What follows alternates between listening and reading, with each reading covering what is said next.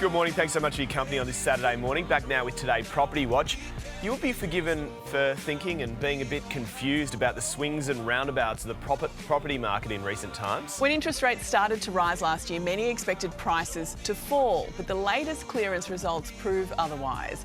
To talk us through, we're joined now by Domain Property Editor Alice Stoltz in Melbourne. Good morning to you, Alice. We know rates are climbing, so why aren't prices falling?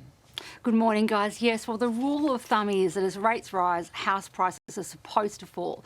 And it's easy to forget, but that is actually what happened initially. We saw the sharpest declines on record in Sydney, Melbourne, Brisbane and Canberra.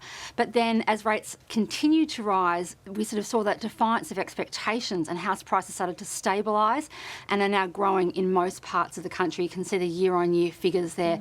And they're basically expected to continue to keep going up for the foreseeable future. And I guess the grim reality here this morning, there might be further rate rises. What's putting the floor under this market? That's exactly right, Clint. We're in this cycle where their expectation is to have at least one, maybe even two more rate rises. What's putting a floor under it is things like supply. Supply is down at a record low, and that means the competition is so fierce at auctions. We also have that huge migration influx. Now, we're going to need around 300,000 extra houses to come into Australia with these extra migrants coming into the country. Also, borrowing capacity has been shrunk, and basically people can spend less, which means they go down to a lower end of the property market, which puts pressure in that next tier level down category. And also construction. Our supply chain is not healthy. Construction costs have gone up 32% since the pandemic, and as a result, the supply of construction has been severely damaged as a result of that. So, Alice, are you brave enough to offer any predictions about what we should expect? Always feeling brave, Jane. Look, I think when it comes to forecasting, we're looking at forecasting at the moment. We are expecting prices to continue to moderate, but we are seeing them go in an upward direction. Sydney is actually quite a bold forecast of 6 to 9%. Melbourne is more sort of conservative at 0 to 2%, Brisbane 1 to 4%, and Perth 1 to 3%.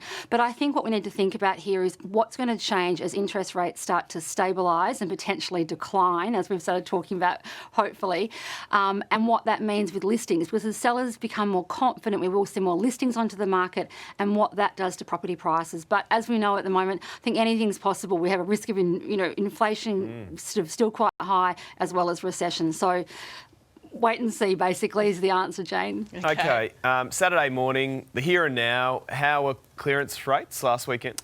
Clearance rates were quite fair last weekend, 82% in Adelaide, 71% in Sydney, 65% in Melbourne. School holidays, so not a whole lot to see in our big capital cities.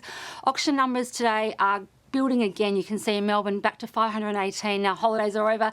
Sydney's 488. So pretty good numbers today. Alice Stoltz, as always, from Domain. Thank you so much. Thank you. Hey there, Today fans. Sarah and... What's my name again? Oh my God, Carl. Hey, thanks for watching our YouTube channel, though. Subscribe now for more news, special reports, and amazing Aussie stories. And Carl misbehaving, Whoa, of course. that never happens. Always happens. What's she talking about? Always happens.